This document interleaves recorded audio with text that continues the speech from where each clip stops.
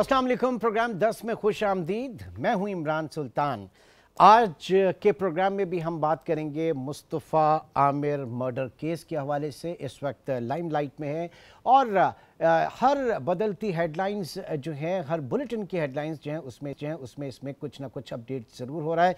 तो आज हमने फ़ैसला किया कि अब तक की जो अपडेट्स हैं और उनके ऊपर भी बात करें, क्योंकि हमारे स्पेशल कॉरेस्पॉन्डेंट जो हैं सौलत जाफरी, वो उन्होंने दरेजी के उस मुकाम का भी दौरा किया जहाँ पर मुबैना तौर पर आमिर, जो मुस्तफ़ा आमिर है, उसकी लाश को जलाया गया या उसे जलाया गया, उनकी गाड़ी को जलाया गया और उसके बाद आज जो है वो पोस्टमार्टम भी हुआ। तो आज की जो अपडेट्स हैं वो भी उनसे हम लेंगे और इस पूरे केस में ज़ाहिर है कि जो इस वक्त प्राइम सस्पेक्ट है अरमगान, तो अरमगान के वालिद इस वक्त हमारे साथ मौजूद हैं, कामरान असगर कुरैशी। कामरान साहब बहुत शुक्रिया। और उनके साथ एडवोकेट आबिद जमान भी मौजूद हैं। हमारे लास्ट प्रोग्राम में भी वो मौजूद थे और इस केस के हवाले से हमारा उनसे डिस्कशन रहा था। तो आज फर्दर अपडेट्स पे आबिद जमान साहब भी मौजूद हैं। आबिद साहब, आपका भी बहुत शुक्रिया। सबसे पहले ज़रा मैं जाऊंगा सौलत जाफरी की तरफ। सौलत जाफरी, ये बताइएगा कि आपने विज़िट किया उस मुकाम को, आप दोनों चीज़ों का हमें बताइएगा। जो दरेजी आप गए वहाँ आपकी क्या फाइंडिंग्स रही और फिर आज पोस्टमार्टम, ताकि उनकी फाइंडिंग्स के बाद मैं प्रोग्राम को आगे लेके चलूँ। बिल्कुल सुल्तान साहब, बहुत शुक्रिया। ये कराची का एक अहम तरीन केस है और हाई प्रोफाइल केस है जिस पर कराची और बलूचिस्तान पुलिस दोनों मिलकर ही जो है वो काम करती हुई दिखाई दे रही हैं। एबीसीसी पुलिस इस पर तफ्तीश कर रही है। जबकि बात करें अगर दरेजी की, तो गुज़श्ता रोज आज न्यूज़ की टीम जब दरेजी गई थी तो वहां पे हमने बहुत से हकाइक जो है वो सामने लेकर आए हैं, जिसमें पहली एफआईआर जो है वो दरेजी में 12 तारीख को दर्ज हुई है। 1/2025 थाना दरेजी के अंदर जो है वो मुकदमा दर्ज हुआ है, जिसमें ये बात सामने आई है कि एक गाड़ी जो कि जली हुई है और उसके अंदर से एक मस्तशुदा लाश मिली थी, जिसे नामालूम जानते हुए एडी हुकाम के हवाले किया गया था। और एडी हुकाम ने 16 जनवरी को जो है वो इस लाश को कराची के इलाके मवाज कोट एडी कब्रिस्तान में इसकी तस्वीर कर दी गई थी अमान से। इसके बाद जब हम उस मकाम पर पहुंचे हैं जहां ये गाड़ी जलाई गई है, तो ये गाड़ी जो है वो दरेजी रोड से कमोबेश कोई तकरीबन 250 फीट के फासले के ऊपर जो है वो ये मुकाम था जहाँ पे गाड़ी जलाई गई। और ये बिल्कुल ऐसा मुकाम है जहाँ कोई ऐसा आम शख्स जो कि कराची से ताल्लुक रखता हो और उस जगह से आशना ना हो, उस जगह पर नहीं पहुंच सकता। ये वो मुकाम है दरेजी का जहाँ जो लोकल पुलिस है जो हमारे साथ गए थे वहां पर, तो उनकी जानिब से मुझे यही बात की गई कि यहाँ पे कराची से आने वाला कोई भी शख्स इस मुकाम तक तो नहीं आ सकता। दरेजी रोड के ऊपर ये वाकया रोनमा हो सकता था, लेकिन जिस तरीके से वो अंदर दाखिल हुए हैं, जो खारदार रास्ते हैं, झाड़ियां हैं, पथरीला रास्ता है और उसके बाद फिर रेतीला रास्ता है और उसके बाद उस मुकाम पर जहाँ पे ये गाड़ी जल रही थी वहां तक पहुंचने में यकीनन अगर वहां पे ये जो अरमगान और शिराज हैं इस मुस्तफा को लेकर गए हैं, तो यकीनन इसके साथ या तो कोई और बंदा भी इनके साथ मौजूद होगा या फिर ये उस जगह से जो है वो आशना होंगे। लेकिन पुलिस हुक्काम ये बात बताते हैं कि दौरान तफ्तीश अरमगान ने ये बात कही है कि इससे पहले वो दरेजी कभी जिंदगी में नहीं गया है और ये दरेजी उसका जो है वो पहली दफा जो है वो दरेजी के मुकाम पर पहुंचा था जहां पे ये वाकया रोनमा हुआ है। इसी तरीके से हम ये देख रहे हैं कि जो दरेजी का वहां पर जो पुलिस ने शवाहिद इकट्ठे करे हैं वो नामुनासिब हैं, नामुकम्मल हैं। क्राइम सीन यूनिट की टीम जो है वो उस मुकाम पर नहीं पहुंच सकी है। गाड़ी को जो है वो क्राइम सीन यूनिट की फॉरेंसिक के बगैर ही थाने मुंतकिल कर दिया गया।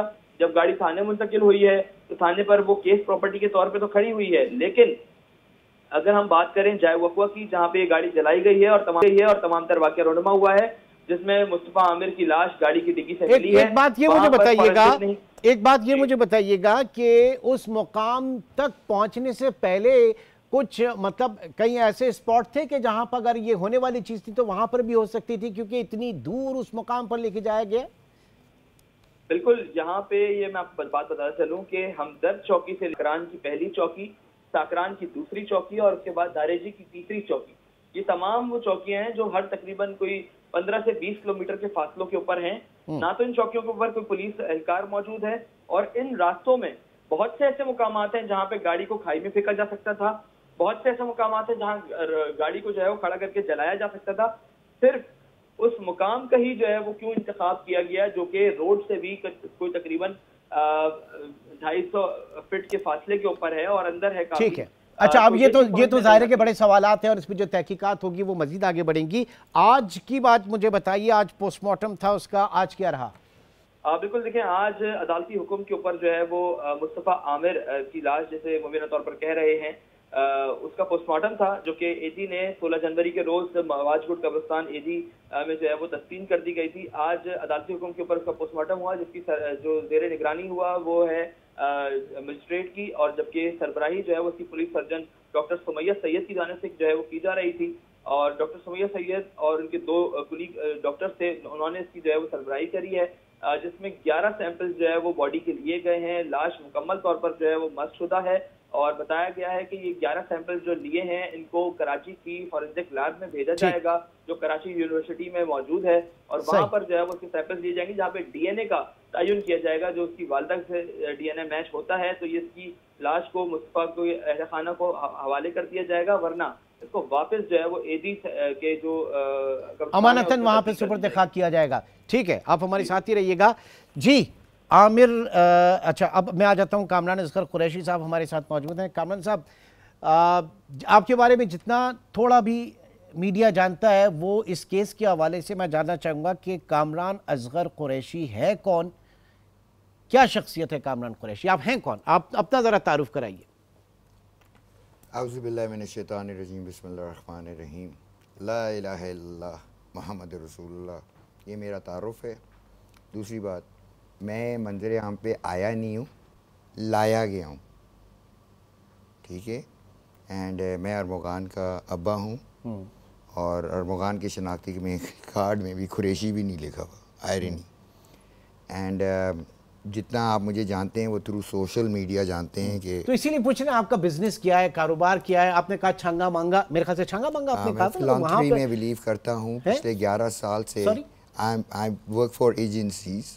अच्छा, कौन सी एजेंसी? आप बोलेंगे सरकारी, अब आप बोलेंगे सरकारी, नहीं तो किस तरह की, या अंडर कवर? आप बता दें कौन सी एजेंसी। भाई मैं आपको अगर एजेंसी में काम करता हूँ तो मैं आपको क्यों बताऊंगा? अच्छा चले, तो किस तरह की एड एजेंसीज भी होती है ना? हाँ ना, तो आप समझे ना, तो एजेंसी। अच्छा ठीक, एजेंसी का बंदा, ठीक है, ओके। Anything else? नहीं, इसके अलावा कोई ना कोई, मतलब ये आपका जो लाइफ स्टाइल है जो आपके बेटे ने मेंटेन किया हुआ था, ये मेरे वाकई मेरे बेटे ने मेंटेन किया था, मैंने नहीं किया हुआ था। फर्स्ट ऑफ ऑल, जितनी भी हार्ड अर्न चीजें उसको करता था प्यारा बच्चा, अपने पैसों से करता था। 23-24 साल की उम्र में इतनी सक्सेस, इतना growth. He was actually succeeding when he was only 14 years old, by the way. कैसे? बस मुझे पता चल गया था कि कभी भूखा नहीं मरेगा। And he did something which was just par excellence, and I asked him, how come you are doing this? You know what he replied? Dad, I was born in 1995 where the internet exploded. जब internet explode हो रहा था उस दिन मैं भी पैदा हुआ था। तो he gave me his answer. He's the source code of everything.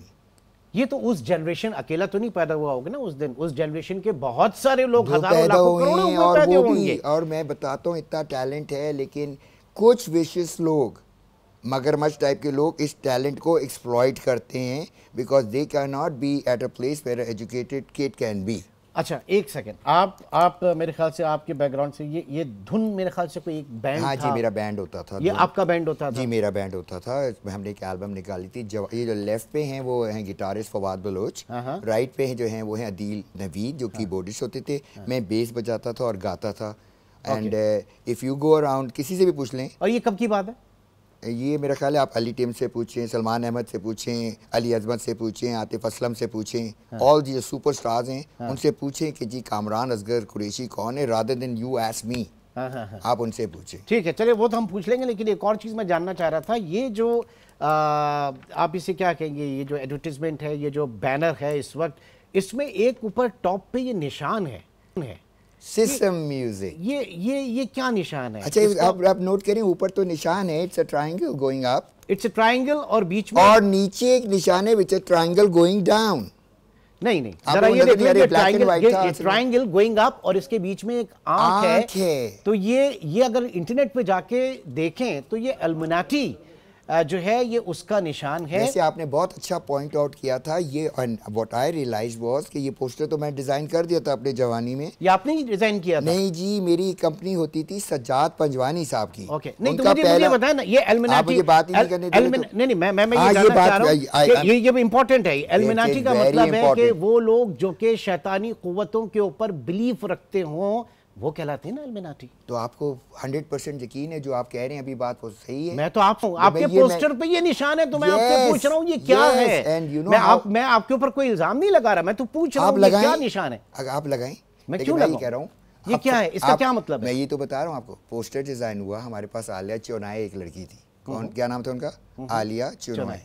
उनके साथ एक होते थे सज्जाद पंजवानी साहब, उन्होंने पाकिस्तान आए। ये सारे अली अजमत से भी पूछ लीजिएगा, सलमान, मैं जितना म्यूजिक सर वो बात आगे जा रही है, मैं तो सिर्फ ये जानना चाह रहा हूँ ये निशान मैंने 40 साल की जब उम्र थी, मैंने वापस रिवर्ट किया अपने पोस्टर को देखा तो मैंने भी रियलाइज करी यार ये भी ट्रायंगल है, ये भी ट्रायंगल है। उस वक्त तो अंधा था, देखिए चश्मे पहने हुए थे और सिगरेट लगाया हुआ मुंह में। तो अभी तो आप गूगल जाके देखिए तो एल्युमिनाटी के निशान है, और एल्युमिनाटी जो है वो क्या होते हैं आपको भी पता होगा। फ्रीमेसनरी होती है भाई, 3 दफा बता दिया आपको। ठीक, चलें, इस केस से मैं इसको खैर जोड़ नहीं रहा था, लेकिन नहीं सकते हैं। मैं नहीं जोड़ना चाहूंगा। वो पूरी पब्लिक मेरे इज्जत का दिवालिया निकला हुआ है अभी पूरे सोशल मीडिया पे, मुझे इस पे हैरत हुई कि शैतानी कुव्वतों से जो लोग बड़े इंस्पायर होते हैं वो इस तरह की चीजें करते हैं ना। आगे बढ़ते हैं, अब जरा आगे आ जाते हैं इस केस के ऊपर आ जाते हैं। तो क्या आपके यहाँ वो जो 4 घंटे तक फायरिंग हुई, क्यों फायरिंग की गई? क्योंकि अब ये कोट किया जा रहा है अखबारों में कि जनाब सॉफ्टवेयर हाउस, बकौल आपके जो आप कह रहे हैं कि वहाँ पे सॉफ्टवेयर हाउस था, तो सॉफ्टवेयर हाउस में ऐसे कौन से सॉफ्टवेयर थे कि जिनका एक्सेस पुलिस को ना मिले और वहाँ पे फायरिंग हो? क्योंकि कहा यह जा रहा है कि इस 4 घंटे में डेटा डिलीट हुआ है। बताइए। Well, apparently, Abid Saab, I gave him a tour of my house today. And when he actually walked in, ये मौका वारदात पे तो मौजूद नहीं थी ना सर, उस वक्त उसके बाद तो मौका वारदात के बाद जो चीजें हुई थी वो तो हुई थी ना, वहाँ पर मैंने इनको एक टूर कराया था, तो इन्होंने अपनी आंखों से देखा। And when he saw the whole affair, मैंने बोला मुझे लीगल असिस्टेंस देना, अगर आपको मैं अपने घर में लाऊं तो जहाँ पर एक्चुअली डकैती हुई है, फ्रेमिंग हुई है, मैनिपुलेशन हुई है, एक्सटॉर्शन हुई है डिसेप्टिव वे से, तो आपको लग रहा है ये घर था, चीजें थी, तो इसको तो like it's a mess. And मसला ये है कि that house belong to in my name, not Armughan, it was my house. और वो एक एग्रीमेंट है जिसपे लिखा हुआ है कि ये घर मेरा है। तो बेसिकली ये तो दिमाग से निकाल दें कि वो अरमोगान का घर है। मैं आपको अपने पर्सपेक्टिव से बताऊंगा, जितनी भी आपको स्टोरी पता है, ये था वो था ब्ला ब्ला ब्ला, बड़ी स्टोरीज है ना, बहुत स्टोरीज है, लेकिन मेरी वो स्टोरी जो भी स्टोरी वो मेरे घर के अंदर हुई है, मैं अपने घर को अपने पर्सपेक्टिव से देख रहा हूँ। अच्छा, एक क्लास, क्योंकि मुझे ब्रेक की भी कॉल पे जाना है और यहाँ पे भी जाना है, आबिद जमान साहब के पास भी जाना है। इसको जरा कंक्लूड कर दें आप इसके ऊपर क्या फाइनल वर्डिक्ट है आपका? आप sir एल्युमिनाटी, honestly we're living in an age of deception, extortion, blasphemy. ठीक है, ये पोस्टर मेरा पास था, मेरा प्रेजेंट नहीं है। आपका पास था ये, ठीक है जी। आबिद साहब, अब इस वक्त इस केस को आप किस तरह से देख रहे हैं? आपकी क्या फाइंडिंग्स इस वक्त सामने आ रही हैं?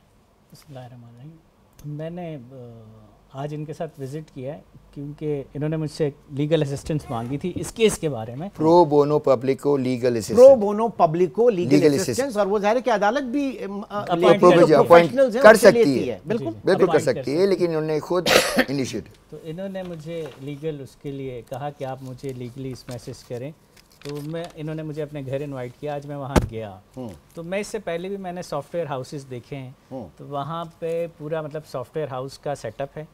3 कमरे हैं जिसमें प्रॉपर लैपटॉप्स के लिए जगहें बनी हुई हैं और वॉक थ्रू गेट लगा हुआ है और कैमरे लगे। अब उनको भी मैं डिफ़ाइन कर दूँ, सॉफ्टवेयर हाउस जो भी होता है उसकी प्राइवेसी होती है, क्योंकि उनका डेटा लीक होने का या सॉफ्टवेयर कोई भी डेवलप अगर होता है तो वो अपनी चीज़ें सिक्योर रखते हैं।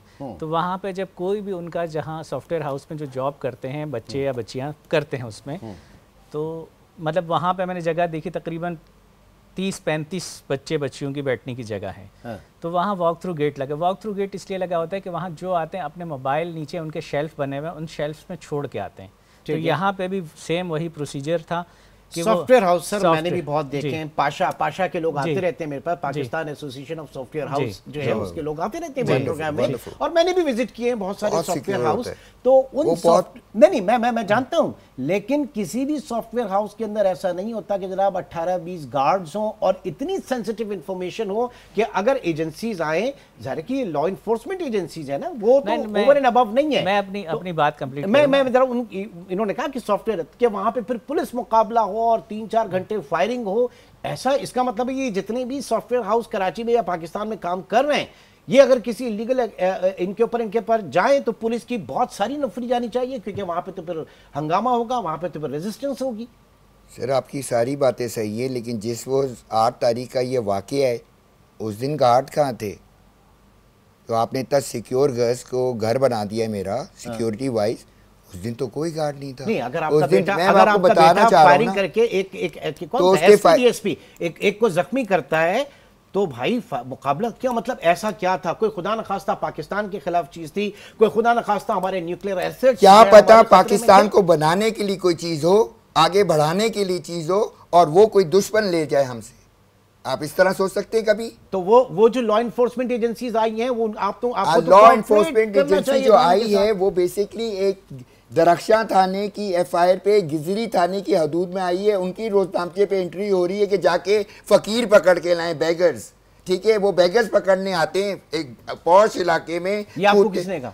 हैं जी, ये किसने बताया आपको? ये तो मैं अपनी फाइंडिंग कर रहा हूँ, क्योंकि मैं अपने बच्चे का चीफ इन्वेस्टिगेशन ऑफिसर खुद बनना चाहूंगा। I don't trust the police, और till the time to date मैं अपनी इन्वेस्टिगेशन खुद लेके चल रहा हूँ। ये सामने मवाद है, और मवाद से बता देता हूँ कल एक सेकंड, क्योंकि ये बहुत इंपॉर्टेंट चीज है, आप डिस्कस करेंगे, मुझे एक ब्रेक की कॉल है। I'll continue। अच्छा चलिए, इन्वेस्टिगेशन तो आप लोग सारे सुन लें। इन्वेस्टिगेशन मैंने अभी बता दिया, मैं चीफ इन्वेस्टिगेशन ऑफिसर अपने आप बाप एक बेटे के लिए बन चुका है, सेल्फ अपॉइंटेड। यस, और ये मैं तुम्हें उसी वक्त वापस करूंगा, ये उसी वक्त वापस करूंगा जब मेरे पास सुप्रीम कोर्ट का ऑर्डर लेके तुम लोग आओगे, तो मैं तुम्हें दूंगा। ये है क्या पहले ये कल रात को मैं बैठा हुआ था अपने घर में, जिसका दरवाजा में automatic, it was a sealed, जिसको कहते हैं ना डेन था, चलें आप डेन समझे, मेरा डेन है भाई, मेरा डेन है, मेरा डेन है, मेरे बेटे का डेन है। वो डन करना चाहता है, वो अपनी कोई चीज बना रहा है, वो अपनी शेयर करना चाहता है, it's a public. First of all, isn't this an invasion of my privacy? अभी साहब आपसे सवाल है। नहीं, वो अपनी राय महफूज रखेंगे, पहले अभी बता दीजिए है क्या जो आप लेकर आए, ये है क्या? एक बात करूंगा, ये है क्या फिर उसके। अच्छा, ये हुआ ये कि मैं कमरे में बैठा अपने नोट्स बना रहा था, मैं अपने घर में, मेरा गेट खोला रहता था, कोई भी अंदर आके जा सकता है। तो हुआ क्या कि एकदम से मेरा नौकर भागता हुआ आया, अमारा नाम है इसका, वो भागता हुआ आया, कहते वो मेरा मोबाइल ले लिया, पुलिस ने मोबाइल ले लिया। मैं बोला what the hell, what the, तो मैं बाहर आया, मैं यहाँ से चीखने लग गया, मेरा मोबाइल, मेरे बंदे का मोबाइल वापस करो। फिर वो वापस भुखला हुआ भागता हुआ मेरे पास आया कि आर्मी भी आया हुआ है।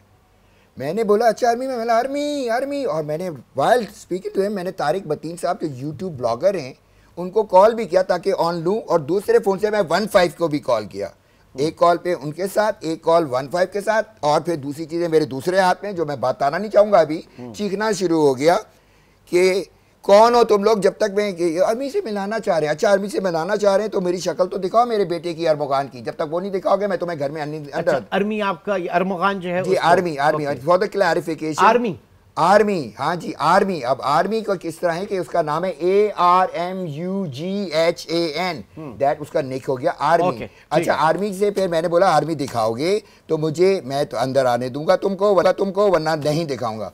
तो थोड़ी देर बाद ना आर्मी आ रहा था, मैं चीखना शुरू हो गया, और मैंने 15 को, इस तरह मुझे थ्रेटनिंग कॉल्स हो रही है। फिर मैंने एक पुलिस वाले को देखा, और मैंने वहाँ से फिर इतनी, अभी तो मेरी पता नहीं अल्लाह ताला ने कोई ग्रेस दिया कि मैं आपसे बात कर पा रहा हूँ। मैंने सुबह बात नहीं, मेरे डाकू आओ, और फिर मुझे कोई हड़ा उड़ी की आवाज़ें आई, फिर ये भागे बाहर पुलिस वाले मेरे घर से लिटरली। फिर मेरा बंदा वापस मेरे पास आया, मैंने तुम्हारा मोबाइल क्या, वो दे दिया। मैंने क्या कर रहे थे ये लोग, कहते हैं यहाँ पर सर्वेंट क्वार्टर जो है, यहाँ पर आके उन्होंने कोई वीडियो बनाया है, और किसी बंदे के मुंह पे यही वाली मेरी चादर डाली हुई थी, और चादर हटाई थी, ये किया है, और ये लोग भाग गए।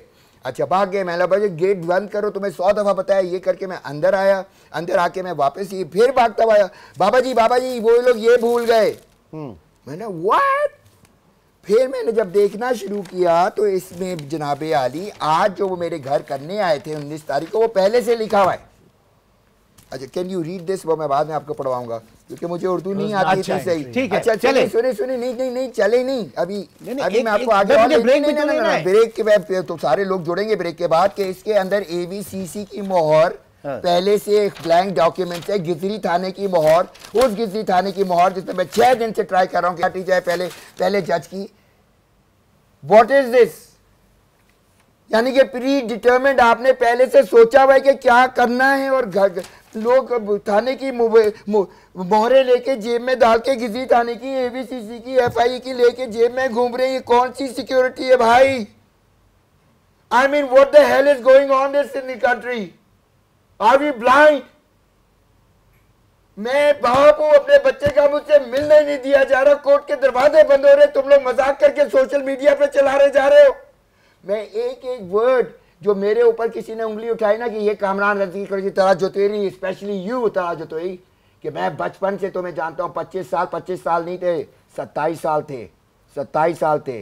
पिंग पोंग जब तुम मेरे साथ खेलते थे चले, आप नहीं एक्सिस के नशे में तो मैं ही जीतता था। मैं जीतता था तो जो हारता है वो जेलस होता है, वो जेलस हो जाता है। और पिछले जिस पूरे एपिसोड से वजीहा साहबा, विद ड्यू रिस्पेक्ट, आपने बड़ा पोर्ट्रे किया है कि आर्मी जेलस था।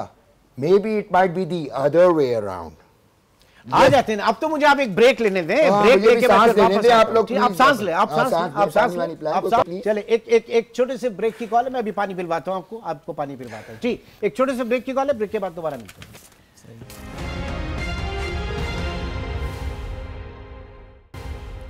प्रोग्राम में एक बार फिर खुश आमदीद। कामरान असगर कुरैशी और एडवोकेट आबिद जमान हमारे साथ मौजूद हैं। जी आबिद साहब, अब तक जो भी चीज़ें आपने देखी, स्पेशली ये जो डॉक्यूमेंट इस वक्त दिखा रहे हैं ये रेड वाले, ये इसके क्या मामला है? देखिए, बात यह है कि मैंने अभी again pro bono publico, pro bono legal assistant, बिल्कुल लीगल असिस्टेंस ये कि इन्होंने मुझे अप्रोच किया कि मैंने अभी तक कोई लॉयर नहीं किया, तो आप मुझे असिस्ट करें इसमें एज ए लीगल के जो ओपिनियन है। तो मैंने इनको कहा कि जो लीगल वो होगी, मतलब किसी की साइड ना लेते हुए जो वो होगी। और इस स्टेज पे तो मेरे ख्याल से किसी उसकी जरूरत नहीं है, वो तो आगे जब इसीलिए नहीं है, इसी उस पर मैंने इनका घर विजिट किया, जो मैंने बात बताई कि वहाँ पे लोग कह रहे हैं कि वहाँ वॉक थ्रू गेट लगे हुए, तो वॉक थ्रू गेट भी मैंने बताया कि वो इसलिए लगा हुआ कि वहाँ सॉफ्टवेयर हाउस है, तो ये हर सॉफ्टवेयर हाउस में होता है। मोबाइल फ़ोन रखने की जगह, फिर मोशन डिटेक्टर कैमरे इसलिए लगे हुए हैं कि वहाँ वो जो इन्होंने मुझे बताया कि वहाँ जो मोबाइल लोगों की चीज़ें जो वहाँ एम्प्लॉयज़ काम करते हैं वो रखे हुए होते हैं। तो मोशन डिटेक्टर में ये होता है कि आप वहाँ कोई भी मूवमेंट होती है तो वो कैमरे खुद उसको रिकॉर्ड करते हैं, ठीक है। तो इसलिए मोशन डिटेक्टर कैमरे लगे, मतलब ये कोई इतनी बड़ी चीज़ नहीं है, ये तो आम रूटीन के घरों में मोशन डिटेक्टर कैमरे लगे होते हैं। फिर इन्होंने जो गेट की बात की कि गेट ऐसा वो बना हुआ था, तो वो गेट ऐसा है कि वो ऑटोमेटिक गेट है कि वो वहाँ बैठे हुए उसको कंट्रोल करते हैं, बटन से खुलता है। तो ये भी जो आज जो कब्र कुशाई हुई है, इसके रिजल्ट्स जब आएंगे, जब कभी भी आएंगे, तो उस पे आप किस तरह से देखते हैं कि केस आगे बढ़ेगा? कब्र कुशाई का ये है कि उससे पहले तो ये डिटरमिन होगा कि whether that body is of Mustafa और नॉट सही। पहले उसकी रिपोर्ट आएगी, फिर वो मैच होंगे उनकी वालदा के DNA के साथ। तो पहले तो ये डिसाइड हो कि वो बॉडी उसकी है।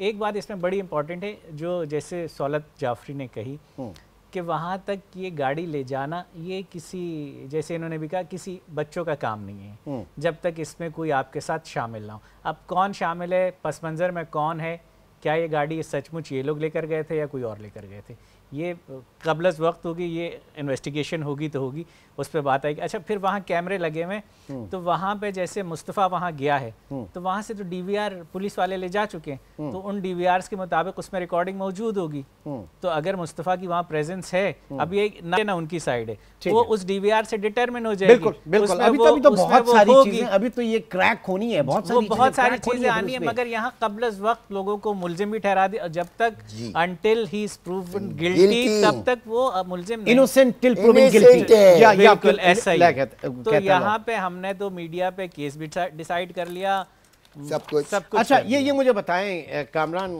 कुरैशी साहब, आपसे अभी लग रहा नहीं है आपको कि एक बच्चा डर रहा है? सर मुझे एक बात बताइए, वो डर रहा है। ये दोनों तीन तस्वीरें आपने दिखाई ना, इसमें मुस्तफ़ा भी है, इसमें अरमगान भी है और इसमें शिराज भी है। एक सॉर्ट ऑफ क्या पता ये मुस्तफ़ा अभी तक जितना स्टेटस चल चुका है, क्या पता है ही स्टिल अलाइव, ये भी मैं आपको हमारी तो दुआ है कि वो बच्चा हो जिंदा सकता है, हो सकता है। अल्लाह ये करे सब कि चीज़ें मैं आपको समझा रहा हूँ कुछ चीजें। सर मुझे आप ये बताइए, आपको पता था कि ये ड्रग्स का मामला भी करेक्ट? और मैं आपको एक और बात बता दूं, ऑनेस्टली मैं आपको थोड़ा आगे, ये कोकेन भी बेचते थे मुस्तफ़ा साहब। मुस्तफ़ा साहब के जो अब्बा हैं वो एक प्रिंसिपल अप्रेजर हैं कस्टम में। प्रिंसिपल अप्रेजर आपको पता है क्या होता है? ये आप ये प्रिंसिपल अप्रेजर वो साहब होते हैं जिनके बेहतर ये होता कि वो भी हमारे साथ मौजूद होते। नहीं, मसला ये कि आप जो जिसी ने डिफेंडेंट है या प्रोसिक्यूटर है तो दो बंदे तो आप उसकी फैमिलियों को क्यों जुड़ते फिर रहे हैं? ये कौन सा लॉ है भाई? मैं आपसे ये जानना चाह रहा हूं कि आपको पता था कि आपके बच्चे जो हैं उनकी जो संगत है, उनकी जो सोसाइटी है, गैदरिंग है, वो नशा वगैरह करते हैं और ड्रग्स के, मुझे पता था वो करते हैं। यस, मुझे तो पता एक वालिद की हैसियत से आपने कभी रोका नहीं उन्हें? अगर एक बच्चा आ रहा है, ही इज 28 ईयर्स ओल्ड, मैं तो कहता हूँ 18 साल के बाद you should not even raise your voice on your kids, क्योंकि अगर 18 साल के बाद अगर आप raise your voice on your kid करते हैं तो वो आपका दुश्मन बन जाता है। नहीं, आज आपने जो वॉइस रेज नहीं की ना 18 साल से पहले, आज आप मीडिया में उसी वक्त चीख असल में मसला ये था कि ये नौबत नहीं आती सर। ये नौबत आई भी थी क्योंकि मेरा बेटा मुझे कहता है आप बहुत चीखते रहते हैं, तो मे बी वो मेरी चीखने पे, दूसरों के चीखने पे, किसी भी के चीखने पे वो अपसेट हो। It might be my fault also. तो नशा हराम क्यों है? इसी वजह से तो है ना। उसके बाद नशे ना हराम नहीं है, बहकना हराम है। तो ये सब बहकने में नहीं हुआ? ये तो बहकने में जो जमीन से उग रहा है उसको आप नशा नहीं कह सकते। केमिकल को जरूर नशा बोलेगा, जो जमीन से अल्लाह ताला उगा रहे हैं उसको आप नशा नहीं बोलेगा। लेकिन जो इंसान अपने हाथों से प्लास्टिक इधर उधर केमिकल जोड़ के बना रहा है वो खतरनाक नशा है। जैसे आइस हो गई, वो तो लिटरली आपके बोन मैरो को कोकेन हुआ, आइस हुई, ये सारी चीजें हैं, नशा ही है ना? हाँ, नशा है। ओके, अब मुझे ये लड़कियों का क्या मामला है? उसमें बड़े दिन नाम बदल जाते हैं, कहाँ से? हाँ जी, ये क्या मामला है? हाँ जी, पहले पता नहीं, देखिए ये सारा मामला स्टार्ट होता है जब एक बंदा अपना कलम उठाता है और जल्दी एग्जॉस्टेड, एक बाप अपना कलम उठाता है अपने बच्चे को डिफेंड करने के, 3 पेज उठाता है पहले दिन, जब 8 तारीख को ये सारी चीज़ें होती है, उठाता है और लिखता है उसकी heading, sending out an SOS, sending out an SOS। अगर आपको SOS नहीं पता तो उसका मतलब होता है सेव आवर सोल। और मैं ये सब्जेक्ट मैटर ही अदालत का नहीं है, लेकिन मुझे तो अपना सोल बचाना है ना अपने बच्चे के लिए, तो मेरे कोई टेक्निकल लॉयर तो नहीं हूँ, लेकिन I am a law graduate, कभी प्रैक्टिस नहीं किया था। तो मैंने 3 लाइन लिख के इससे 3 चीज़ें लिखी, सर मैं ये पूरा केस ही आज ख़त्म कर दूंगा, मुझे मेरे बेटे से मिलने की इजाज़त दी जाए। एंड टू डेट मुझे वो इजाजत नहीं मिली। लेकिन मेरा सवाल ये था कि ये लड़कियों का क्या मामला है? आप कहाँ से? भाई मैं लिखा रहा हूँ ना आपको कि लड़कियां आई कहाँ से? हाँ, कहाँ से आई? जज ने ऑर्डर पास कर दिया कि FIR काटे गितरी थाने के अंदर, उसके बाद लड़की भी आ गई, माशा साहब भी आ गई, शिराज साहब भी आ गए, बयान भी हो गया। तो 6 तारीख से आप लोग झक मार रहे थे। 6 तारीख से आप नहीं जानते शिराज को? मैं शिराज को, एक बंदा था वो उसका क्लासमेट था, उसका नाम शिराज था, लेकिन ये जो शिराज मुझे पिक्चर में नजर आया इसकी तो पिक्चर भी क्लियर नहीं है, तो मैं कहाँ जानूं कि ये शिराज है। लेकिन एक शिराज नाम का लड़का तो था। कन्फेशन किया हुआ है ना उसने? सर उसने किया है ना भाई, मैंने तो शक्ल नहीं देखी उसकी भाई। तो केस किया आपकी उसके? मैं शिराज एक लड़की को जाता था, उसके पास जाता था, ये फेस 2 एक्सटेंशन में जब हम रहते थे, ये जाता था, उसका एक दोस्त होता था शिराज, तो जाता था, मैं ड्रॉप करता था, वहाँ पर ट्यूशन भी होते थे, ये आता था नीचे, मैं उसको वापस ले आता था, मैं ऑन एंड ऑफ जाता था।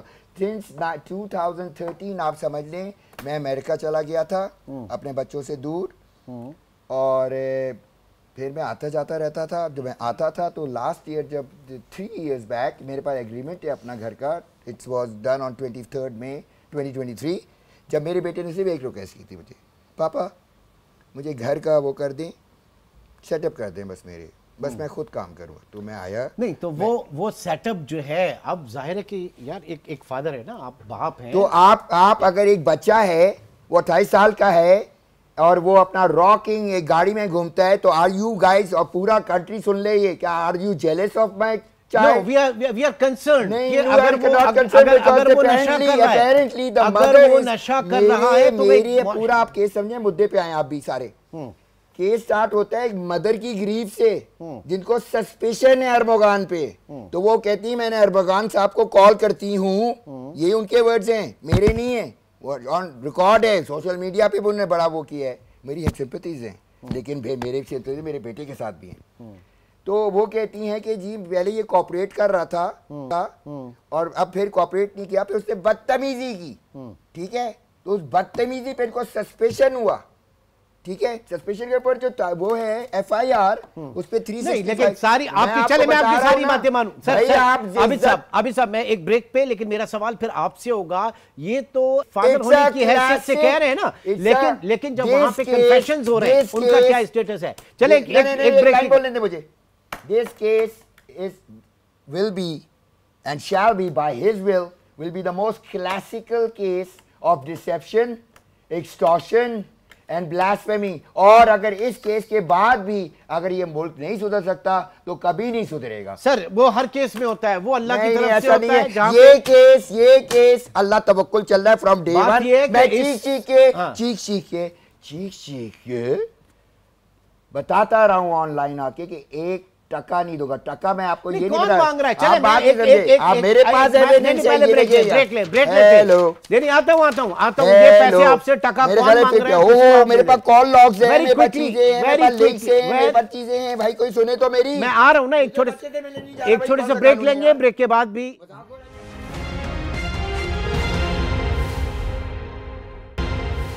Welcome back. जी आप कह रहे हैं 1 टका नहीं दूंगा, पहले दिन से डे 1 से आप कह रहे हैं। कौन मांग रहा है आपसे टका? भाई टके में आप बोले ना, टका किस बात में जा रहा है? क्या वो रैंसम में जा रहा है, चाहे ब्राइब में जा रहा है, वो चाहे वो एक्सटॉर्शन में जा रहा है, पैसा जा रहा है ना। तो उसको मैंने इस सारी चीज को कैटेगराइज करके कि मैं 1 टका नहीं दूंगा, अल्लाह तवक्कुल चलूंगा, लॉयर नहीं रखूंगा, अभी से प्रो बोनो।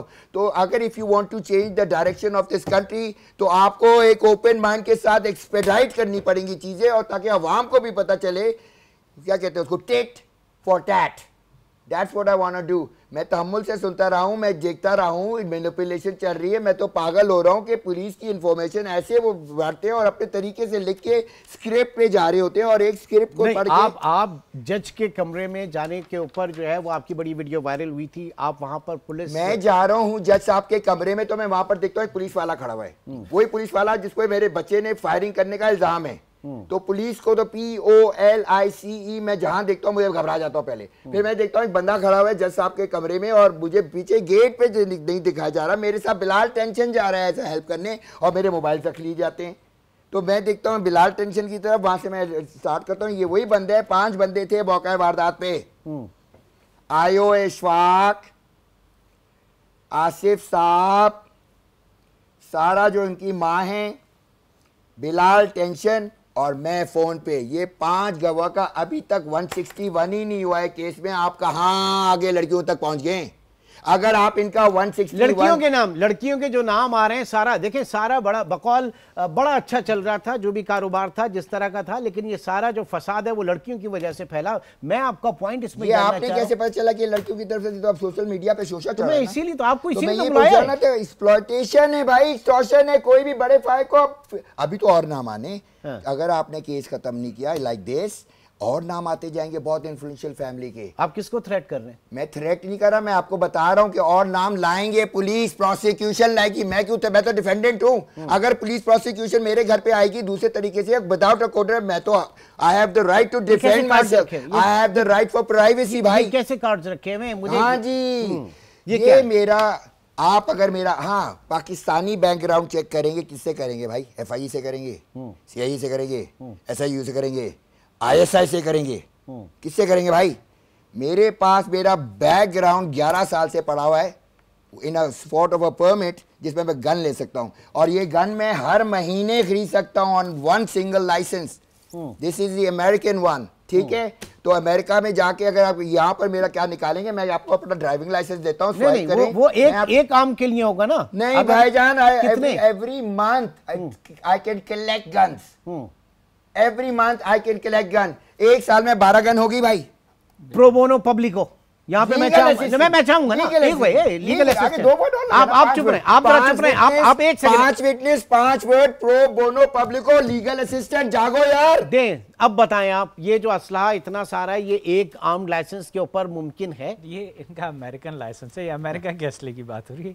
यहाँ जो हुआ है इसके ऊपर यहाँ पे नहीं, ये अमेरिकन लाइसेंस है। ये अमेरिका में असला खरीदना कोई इतना मेरी डुअल नेशनलिटी है भाई, तो वो उस लाइसेंस में पाकिस्तान में तो नहीं ले सकते। ये आपको ये इधर से उधर कहाँ जा रहे हैं आप? मुद्दे पे मैं आपको बता रहा हूँ, I can apply for executive, इस तरह की चीजें होंगी, मुझे अपनी जान का खतरा होगा तो मैं तो अपना पूरा टब्बर जहाज में डाल के कहीं भी जा सकता हूँ। तो और आपकी वजह से जितने लोगों की जान को खतरा हो, इतने सारे असले के साथ, वो कहाँ पे, वो क्या है फिर? कौन सी जान को खतरा हो?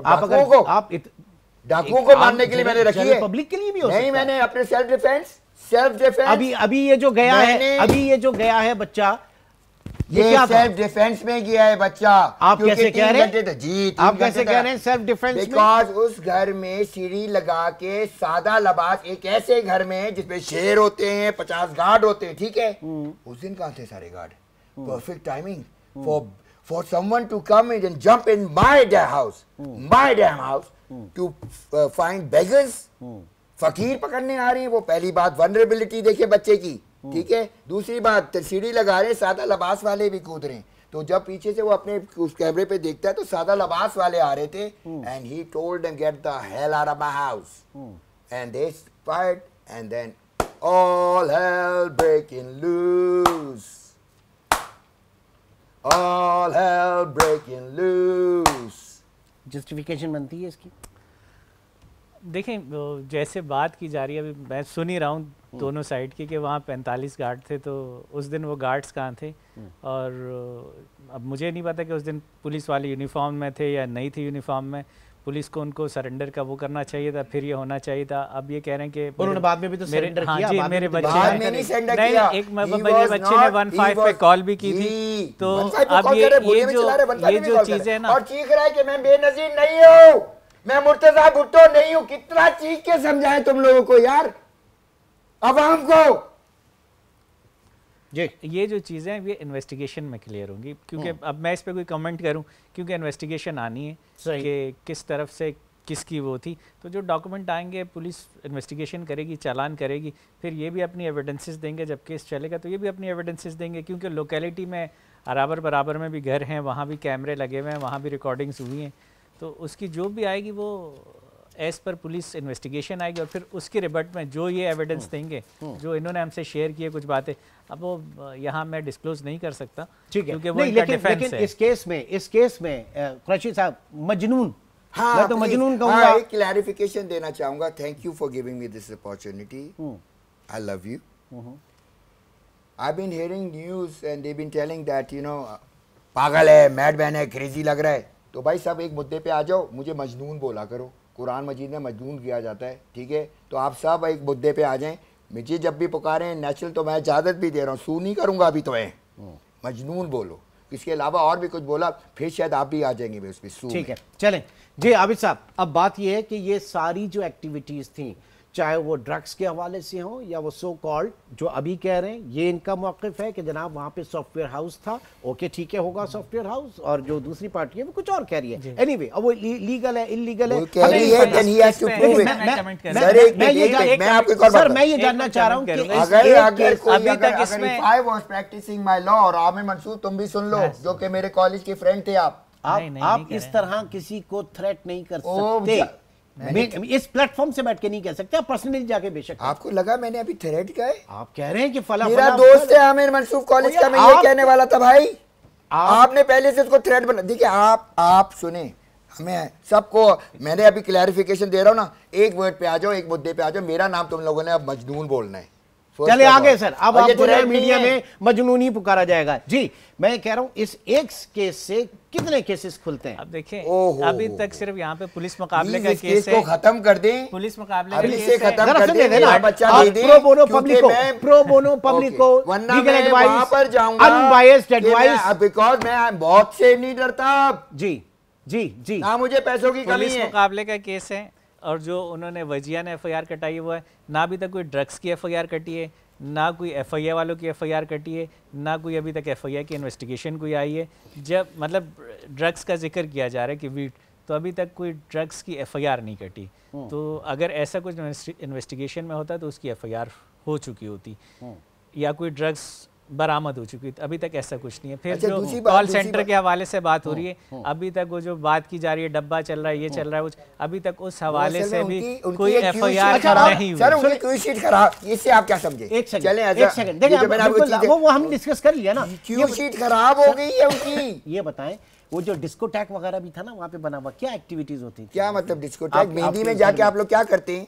तो आपके घर में मेहंदी होती है? एक मिनट, मैं आपसे पूछूं, मेहंदी में क्या होता है? वहाँ पर क्या होता है? डांस होता है। जरूरी होता है क्या हमारे कस्टम में डांस करना? नहीं, तो कस्टम में ये थोड़ी है कि घर में एक डिस्कोटैक बना ले, उसके बाद क्यों ना बना दे? ऑफिस उसमें जिम है, ये बताएं पहले आप। उस घर में एक पूरा प्रॉपर जिम है, प्रॉपर कैफेटेरिया है, प्रॉपर चीजें हैं, उसमें एक छोटा सेक्शन है जहाँ पर ये लोग एंजॉय करते हैं।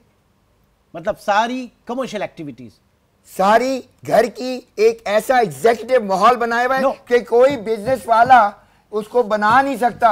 इन ए रेजिडेंशियल एरिया आपको जब commercial activities, how come you can tell me in Covid work from home?